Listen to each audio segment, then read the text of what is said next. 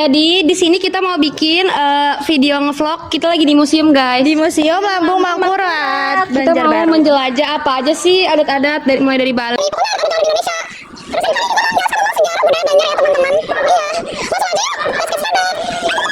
Assalamualaikum warahmatullahi wabarakatuh. Kami di sini ingin mengerjakan tugas dari sekolah untuk mengetahui sejarah tentang rumah Bubungan Tinggi.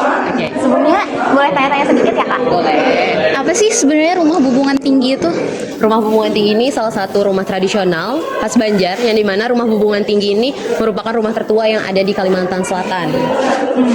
Biasanya yang tinggal di rumah Bubungan Tinggi ini siapa aja, Kak? Nah, biasanya yang mendiami rumah Bubungan Tinggi ini itu rumah Bubungan Tinggi sendiri dikhususkan untuk keturunan raja dan bangsawan. Jadi untuk masyarakat-masyarakat yang lain, mereka tidak diperbolehkan untuk tinggal di rumah Bubungan Tinggi karena mereka masing-masingnya itu mempunyai tipe rumah yang bisa didiamin.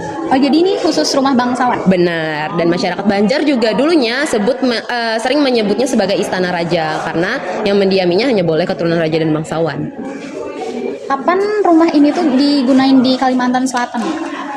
Rumah ini mulai dibangun itu pada masa Pangeran Samudra, yang dimana Pangeran Samudra mulai masuk Islam. Nah, dari situlah berkembangnya rumah Bubungan Tinggi ini, mulai dari yang bentuknya sederhana sampai yang sedetail sekarang begitu. Jadi melewati beberapa tahapan menjadi seperti yang sekarang bentuk rumah Bubungan Tingginya. Rumah Bubungan Tinggi kenapa sih atapnya tinggi banget? Nah, jadi dari namanya aja kan rumah Bubungan Tinggi. Bubungan sendiri kan artinya atap. Iya. Nah, jadi Atapnya tinggi gitu ya? Iya. Kalau untuk kenapanya sendiri kurang tahu sih. Belum baca sampai ke sana untuk materinya. Jadi nggak bisa jawab sampai sana. Terakhir nih, Oke. gimana sih cara melestarikan rumah Bubungan Tinggi biar tetap ada gitu? Cara melestarikannya itu dengan cara merawat daripada bentuk rumah asli Bubungan Tinggi ini sendiri. Karena untuk membangun sebuah rumah Bubungan Tinggi ini memerlukan waktu dan biaya yang sangat banyak. Karena untuk bahan dasarnya sendiri rumah Bubungan Tinggi ini adalah kayu ulin, yang dimana sekarang kayu ulin ini sudah sangat langka. Jadi cara melestarikannya itu ya dengan cara menjaga rumah adat yang masih ada. Salah satunya itu rumah yang di Teluk Selong, diusahakan jangan sampai ada yang merusak. Jadi itu setahu saya rumah Teluk Selong itu dilestarikan oleh mereka yang mendiami di situ, yang dimana yang mendiami ini juga merupakan keturunan dari yang pemilik rumah pertama. Segitu dulu deh wawancaranya. Terima kasih banyak, Oke, Kak. sama-sama. Next kita mau mempelajari apa sih nih? Tradisi Banjar. Ini katanya tradisi yang bener-bener udah legend banget. Legend banget. Iya. Lihat guys, Nih. Ini ada Al-Quran ya. Pokoknya ada telur dia. Ini kayak apa? Buat pokoknya ini bener-bener tradisi yang gak akan pernah hilang, guys. Sampai sekarang juga masih banyak gak sih? Jadi next tradisi Banjar selanjutnya itu ada basunat. ini nih biasanya buat cowok-cowok ya. Iya. Pokoknya tradisi-tradisi yang buat kayak kalau ini Islam banyak nih apa sih? Habis sunatan ya? Iya. Basunat merupakan upacara daur hidup penduduk Kalsel yang beragama Islam ketika anak menjelang dewasa. Pada upacara ini, anak dihitan dengan bermacam kelengkapan upacara. Tuh. Ini buat apa sih, Queen? Ini nih baju Tongkat-tongkat tongkat ini apa ya? Wah, kurang tahu. Ini enggak. Ini nih Unik banget. alat buat sunatnya deh kayaknya. Oh my god. Ini Benar-benar unik banget ya. unik banget guys, ada ininya. Nah, di Banjar selanjutnya itu ada Ba'arua. Ini salah satu yang paling unik ya, yang paling bikin kita salvo, yaitu apa Lita Baro itu? Ini tuh dilaksanakan upacara kematian yang disebut Ba'arwah, teman-teman. Upacara ini bertujuan untuk memohon keampunan bagi si mati dan mengurangi kesedihan bagi yang ditinggalkan. Suku Banjar melaksanakan upacara kematian untuk hari pertama, kedua, ketiga, ketujuh, ke-25, ke-40, ke-100, dan 1 tahun.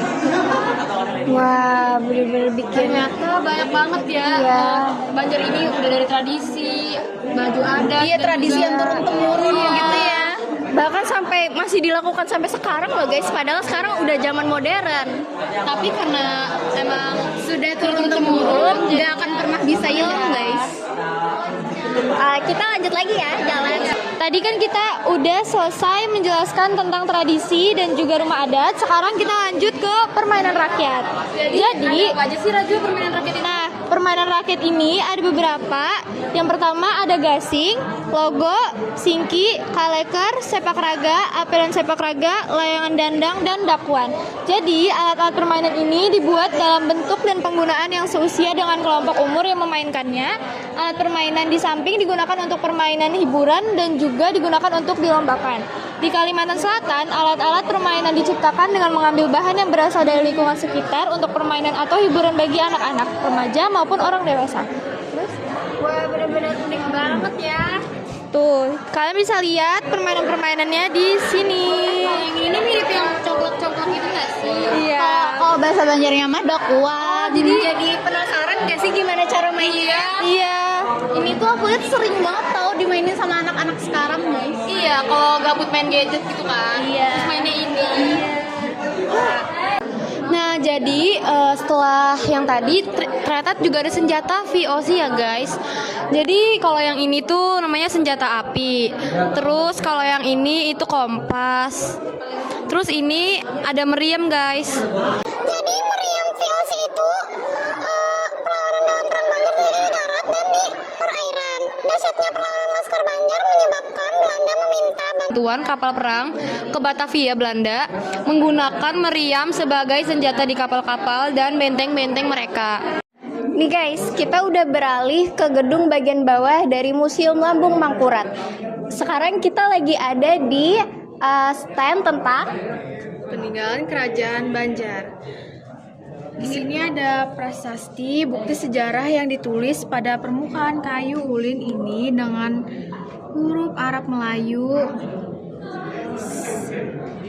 Ini menyebutkan bahwa pada bulan Ramadan atau puasa dilarang untuk menyembunyikan petasan dan lain-lainnya karena dianggap akan mengganggu khusyuan umat dalam beribadah.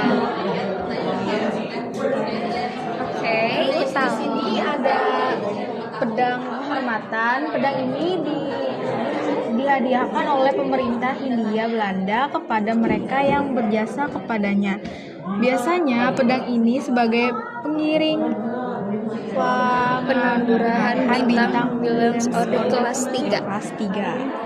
Oke guys, tuh bener-bener bikin merinding banget ya, karena sejarah Banjar itu bener-bener banyak banget. Aduh, kayak dikupas tuntas banget karena sebanyak itu emang.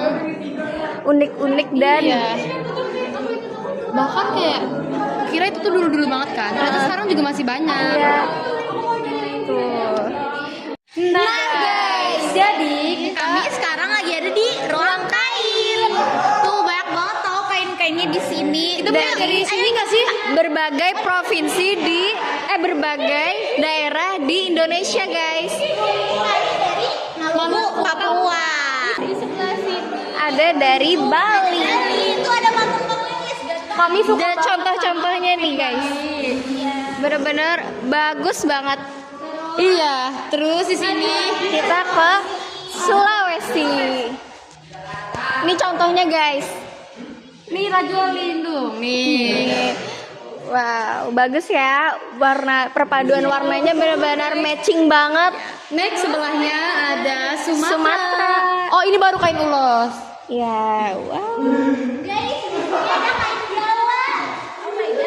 Siapa nih yang orang Jawa? Oh, ini mah kalau sampai sekarang masih sangat familiar ya guys. Iya, masih sering kita pakai di Isem apapun pasti kain Jawa. Iya, kebaya itu udah pasti juga ada kain sasirangnya bener-bener legend dari Kalimantan. legend banget. Tuh, ini dari daerah kita guys, Sasirangan. Kalimantan.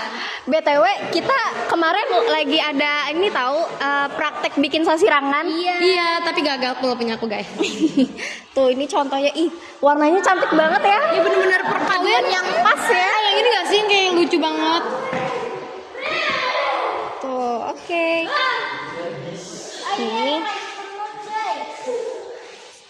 Ini biasanya buat sarung cowok ya. Iya, tenun mandar. Ini ada kain Bugis Pagatan. Wow, bener-bener unik ya Iya. motifnya. Ini unik banget ini. tertata rapi gitu loh motifnya. Di sebelahnya ada kain tenun Sungai Tabukan. Warnanya soft ya? Iya. Kayak zaman-zaman sekarang gitu ya modelnya. Ini nih yang paling bikin salfok nih. Kain kulit kayu. Oh my god. Waduh. Ini benar dari kulit kayu gitu? Iya tuh, coba lihat guys. Ini biasanya dipakai orang zaman dulu, Dek.